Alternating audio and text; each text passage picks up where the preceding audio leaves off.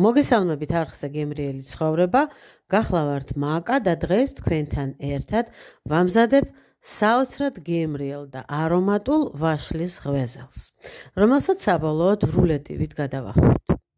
საჭირო ინგრედიენტების სიას, როგორც ყოველთვის იხილავთ ვიდეოს ქვემოთ აღწერაში და იმისათვის, რომ თქვენთვისვე იყოს მოსახერხებელი, ეკრანზევე დაინახავთ საჭირო ინგრედიენტებს, როგორც გულსარც, ასევე ცომს.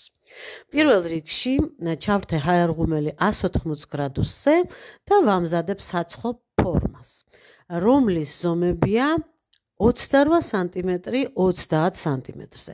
ჩავაფინე შიგნით საცხობი ქაღალდი, ისე რომ ამოყვანილი ყოფილიყო გვერდებზეც სიმაღლეზე და გავპოხე ზეთით. დაახლოებით 1 ჩაის კოვზი ზეთი დაჭირდა, რომელიც სილიკონის ნიჩბით მოუსვი როგორც ძირზე, ასევე გვერდებზე. თუ თქვენ გაქვთ ცხიმით გაპოხილი საცხობი ქაღალდი, ზეთის წასმა აღარ უნდა. ახლა მოვამზადოთ გულსართი. გავწკვნათ და გავხეხოთ მსხვილ სახეხზე 6 ვაშლი, დავამატოთ მწიგვი ვანილი, 2 სუფრის კოვზი შაქარი და მივაბრძანოთ დაბალ ცეცხლზე.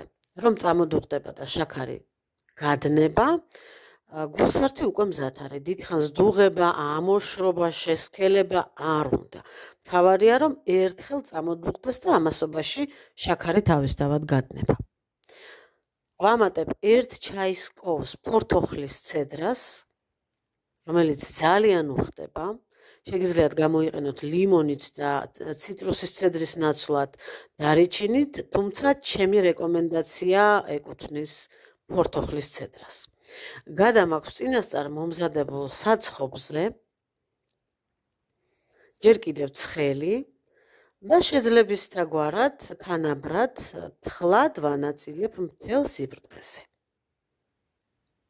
როდესაც პირველად გამოვაცხე ამ რეცეპტით, ვიფიქრე, რომ უფრო მეტი ვაშლი ჭირდებოდა, რადგან ცოტა გამიჭირდა თანაბრად განაწილება ზედაპირზე, თუმცა როდესაც მომზადდა და მივირთვი, დავწმუნდი, რომ 6 საშუალო ზომის ვაშლი არის სავსებით საკმარისი.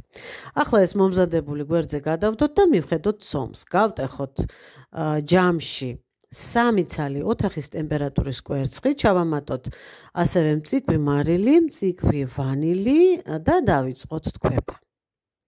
მომზადებული მაქვს 200 მილილიტრიან ჭიქაში შაქარი, ანუ მენზურაში 200 მილილიტრამდე, სადაც 200 მილილიტრი აწერია, იქამდე უნდა შევავსოთ შაქრით. და 2-3 პორციად უნდა შევიყვანოთ, თან უნდა ვთქვიფოთ მიქსერით, ისე რომ გოგლი-მოგლი გათეთრდეს და გაფუმფულდეს.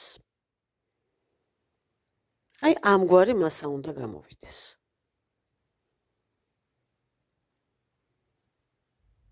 აქვე მომზადებული მაქვს 300 მილილიტრი ნიშნულამდე ჩავყარე მენზურაში ფქვილი, წინასწარ გაცრილი, 100 მილილიტრი ოთახის ტემპერატურის რძე ჩაუშვი ახლა კვერცხთან, ჩავაყარე 1/2 ჩაის კოვზი სოდა და ერთიანად ჩავუშვი ფქვილი.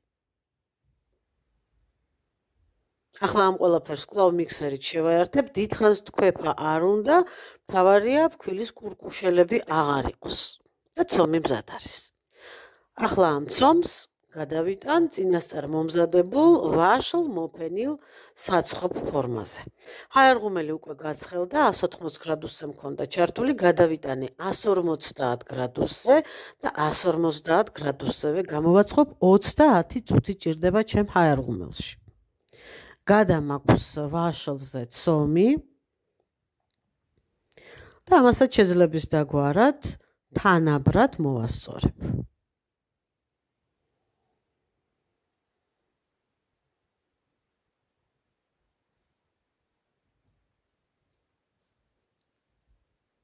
აუცილებელია, რომ სანამ ჰაერღუმელში შევსვავ, ეს ფორმა ცომიანად კარგად დავაბრახუნო მაგიდაზე, რომ ზედმეტი ჰაერი ბუშტუკებად ამოვიდეს და როგორც გითხარით, ჩემ ჰაერღუმელში 30 წუთი დაჭირდა 10-15 წუთი, პირველი 10-15 წუთი ცხობისა ნუ გამოაღებთ კარებს, რომ არ ჩავარდეს, შემდგომ უკვე შეგიძლიათ რამდენჯერად გნებავთ გამოაღოთ და ხის ჯოხით გასინჯოთ მზაობა. მე აი ესე გავამუქე.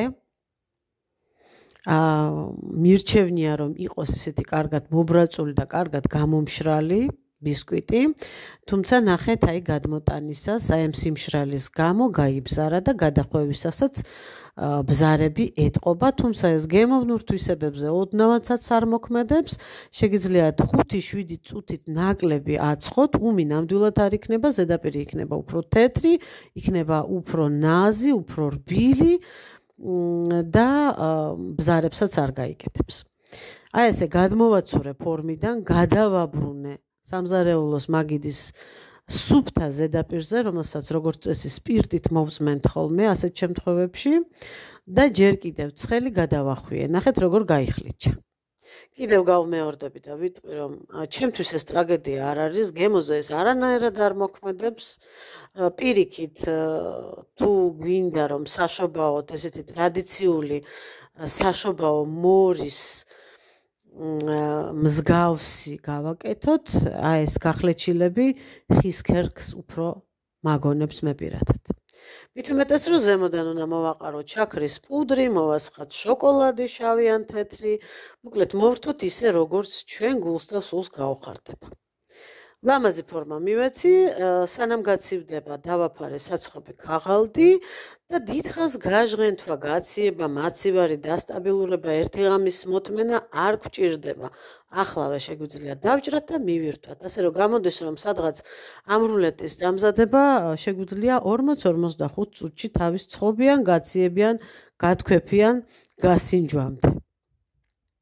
ძალიან ლამაზია, მართლაც საოცრად არომატულია, კარგად არის დაბალანსებული შაქარი, ვანილი, ცომისა და გულსართის რაოდენობა. იზღა დაგვრჩენია, რომ მივირთვათ, მოვჭრათ აი ესე, აი ამ ნაპირებს საერთოდ ჭრიან და მისართმევად არ იყენებენ, მაგრამ კიდევ ერთხელ გავმეორდები და ვიტყვი, რომ გემოზე ეს არანაირად არ მოქმედებს, პირიქით მშვენიერია.